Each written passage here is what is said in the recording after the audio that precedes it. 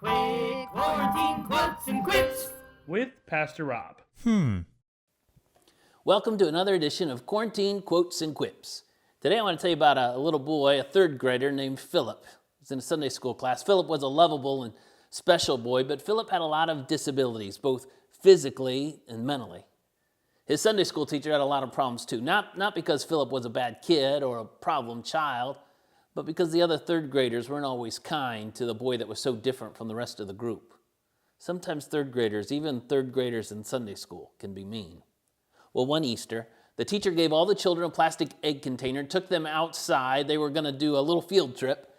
It was an object lesson to find something to put into the egg that represented Easter or new life or something along those lines. Well, all the kids scattered throughout the church property.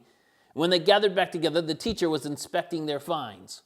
One child put a dandelion in his egg, and the teacher said, "Oh, that's great. Flowers remind us that God made a beautiful world." Another student had placed in a live butterfly in his egg. When the teacher opened the egg, the butterfly flew out, and all the kids laughed. The teacher said, "Oh, that's wonderful. Jesus represents life, doesn't he?" Another child put a rock in her egg, and the teacher said, "Oh, that's great. The rock was moved from the front of the tomb, wasn't it?" And then she opened the fourth egg. In that egg, there was nothing at all. It was empty. Somebody didn't do their assignment. That's what all the kids were wondering. Who was the lazy kid that didn't put anything in his egg? That's when Philip spoke up. "Teacher, that's my egg," he said. All the kids laughed. Philip could never do anything right. That's what all those expert third graders thought. But Philip continued, "My egg represents Easter, because every time I look in my egg, I won't see nothing. And I remember when they came looking in that tomb looking for dead Jesus, they didn't see nothing either." Two things happened because of that day. One, those expert third graders realized that Philip understood a whole lot more than they thought he did. They assumed he was different, but they recognized he was more like them than they thought. And they began to appreciate him and treat him a little nicer.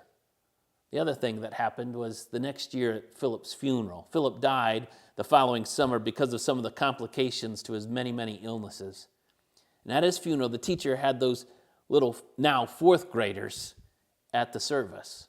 When the service was over, they went forward and they put in the casket, not flowers or anything else. Each one put in the casket a little Easter egg container, 9 of them. Those children knew that their friend was alive, that life didn't end at the funeral or at the grave. The resurrected Lord made all the difference. Well, today is the day after Easter. Continue to allow the resurrected Jesus to make a difference in your life. Tune in tomorrow, same place, same time.